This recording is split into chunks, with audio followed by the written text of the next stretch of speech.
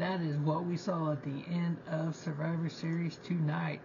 Ladies and gentlemen, boys and girls, children of all ages, welcome to Robert's Sports Show. I'm your host, Robert. Alright, that was the end of Survivor Series. We saw the return of CM Punk. You know what? That is what's best for business. The better the industry in a whole of pro wrestling is, the better it is for everyone. When Punk returning to WWE like this, that just shows that, you know what, fences can be mended. That just shows, you know, the Ultimate Warrior, Bret Hart, Jeff Jarrett, now CM Punk, some of the ones that burnt that WWE bridge, whatever, you know, either on their own or WWE did it for them, but they were able to mend it and make that return. When people tune in to Monday Night Raw now, tomorrow night, or Monday night, they're going to obviously tune in to see Punk. You're going to have a particular part of the audience is going to do that. Now, maybe that audience is returning to pro wrestling. Maybe they've been pro wrestling fans. You just never know. So they tune in to see CM Punk. Then they see an advertisement for NXT. Maybe they've never watched NXT, so they tune into that. Maybe they're online on Wednesday and they're like, hey, what's this AEW stuff going on? Is it a show tonight? Let me check that out. And then you find out about TNA Impact on Thursday. And then, oh yeah, SmackDown's on Friday. It's on Fox. And then, oh yeah, on Saturday on TNT is AEW Collision. So we have 6 nights of cable TV wrestling. We've never had that before in pro wrestling. We have 3 companies that have TV deals that you can watch on TV.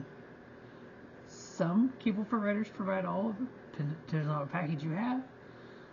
You can stream them all on their apps as well. But that's good for pro wrestling. The better WWE does, the better the whole pro wrestling industry does. The better AEW does, the better the whole pro wrestling industry does. So, Punk returning to WWE, it's good.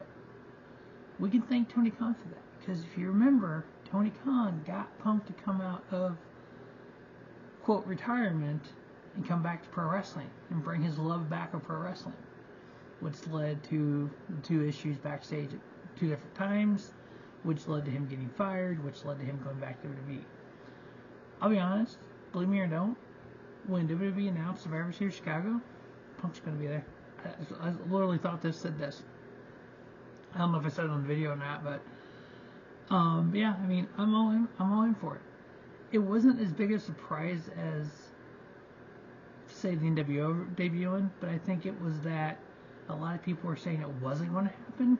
It's like, maybe it is, because they're saying it was so strong. It's not going to happen. It's not going to happen. It's not going to happen. That kind of gave away it's going to happen. But you know what? I'm happy for it. Can't wait to see what they do with him. I think it's good for pro wrestling that CM Punk is back. WWE returned in Chicago. His second big Chicago return. Remember the first one? Oh yeah, the AEW Rampage Live. Yeah. Oh, that was United Center, a bigger arena that sold more tickets. But we're gonna leave that out. But anyway, we're gonna end this show here. First match, we had the women's WarGame match. Overall, great match. We had Becky Lynch, Bianca Belair, Charlotte Flair, Shotzi versus Damage Control, Asuka, Bayley, Io Sky, Kairi, Zane with Dakota Kai on the outside. I actually thought at one point that Damage Control was going to turn on Bayley. I truly thought that. I don't know what I was hoping for, but I kind of thought they were going to do that. But obviously they didn't. We had some big spots there off the top. We had, who was it? Kairi Zane sitting on top of the cage, pulling up a trash can with a chain. We had Charlotte do the big moonsault off the top of the cage, which is amazing, except for the fact that all the Damage Control, when they brought back for the big shot, I hate that, but they brought it back and Damage Control's all there like that. It's like, you can tell them they set it up, you know. It wasn't just, she goes up there, spot, boom, done. It's like, if you would have changed the camera and all you saw was Charlotte and her do the moonsault and then fall on, I think that would have been great. But in fact, you pull that camera back and it's like you see them all going, look at ya. But no, overall, it was a really good match. I give it 4 stars. Hard hitting. You had the right women in there, I think. The fact you had Charlotte and Becky at one point kind of mending fences. You had the weapons involved. Yeah, it was a cool match. 4-star, definitely. I knew I wasn't going to get blood. I knew I wasn't going to get that hardcore aspect like you used to in the WarGames. So this was a good, hard-hitting match. Next up, we had WWE Intercontinental title line champion Gunther versus The Miz. I love the fact that they mentioned Chris Jericho being 9-time Intercontinental champion. I love when these wrestling companies mention names of people not in their company. I think it's good for the sport. Because you know there's somebody out there going, ooh, they mentioned an AEW guy.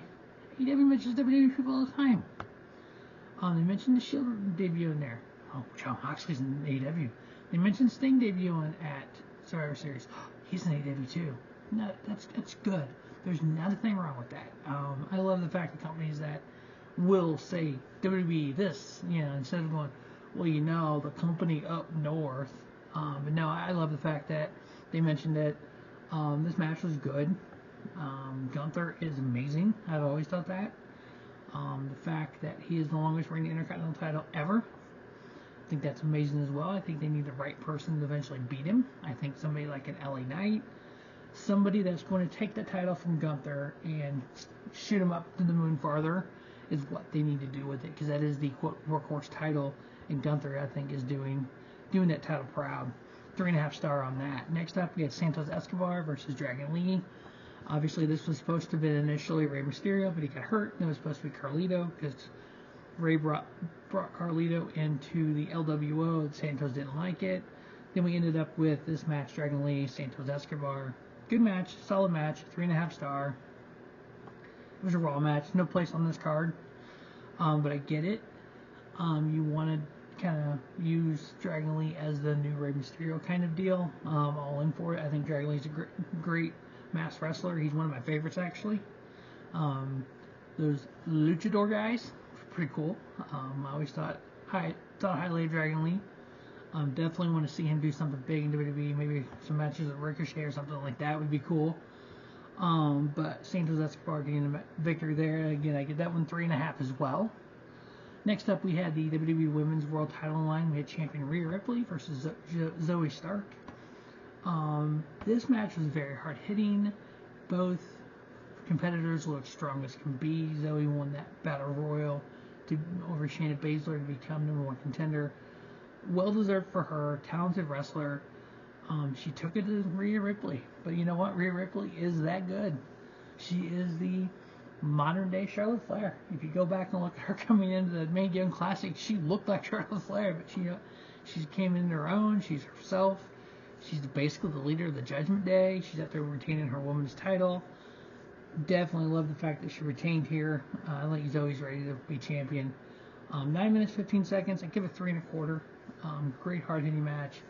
Rhea Ripley retaining her title. And then the men's 10-man WarGames match. The fact that they kind of teased all night about Randy not being there. You still had the fans doing the whole CM Punk chants. We had Cody Rhodes, Jey Uso, Sami Zayn, Seth Rollins in the match. Then all of Judgment Day, Damian Priest, Dominik Mysterio, Finn Balor, JD McDonagh, and Drew McIntyre. Came down to 5-on-4. Time runs out. Nothing. And then Randy comes out. Randy being Randy. That big, sick RKO. Sami Zayn and Cody throwing Finn Balor off the top of the cage into an RKO. Crossroads on Priest by Cody. Cody getting the victory there. The fact that what Cody Rhodes is now is not what Cody Rhodes was when he was with part of the legacy with Randy. The fact that Randy was like, you take the pen, it's your show now. I like that. Randy looked like he's pretty fit, so I can't wait to see where Randy goes from here. I know after the match, when they're all celebrating, from some things I read online, they didn't know Punk was coming out. It was kept very close to the vest. Only certain people knew. I like that. But the fact there was some legit heat, it looked like, with Seth Rollins getting pissed off about it, because they're doing their celebration, Call of Personality hits, and out comes Punk. You saw some amateur video being shot up online about Michael Cole and Corey Graves holding Seth Rollins back from going up the ramp to Punk. So is that true? Is that just for show? Is that actual heat? Is that, is it backstage heat? We just don't know yet. So we'll see what happens with that. But Team Cody getting the victory there over Judgment Day. Yeah, there's one point where right before Randy came out, you had Rhea Ripley come out with the Money in the Bank briefcase with a referee. As she hands the briefcase to try to cash it and have Damian cash in because they just put Rollins to a table, that's when Randy came out. So it's like Randy returning kind of spotted, it's kind of botched that Priest cash in. So it's going to be interesting as well. Where we get with Priest, with the Money in the Bank, where we get with Randy, what we get with CM Punk, what we get with R-Truth. I mean, there's so many big things going on right now that, it's a great time to be a wrestling fan because you just don't know where all this is going to happen. But that is WWE Survivor Series WarGames review. Definitely a great show overall. I love the direction WWE is going in. I'm a huge pro wrestling fan. The better pro wrestling is at one company, WWE, the better it's going to be for AEW, the better it's going to be for Impact Wrestling, TNA Wrestling, the better it's going to be for all the other independent companies out there as well. You can be a pro wrestling fan and enjoy everything. New Japan, TNA, AEW, WWE. Just be open-minded enough to enjoy it. Don't be so closed-minded where you want somebody to fail, because there's no reason for a company to fail when there's good pro wrestling enough for everyone.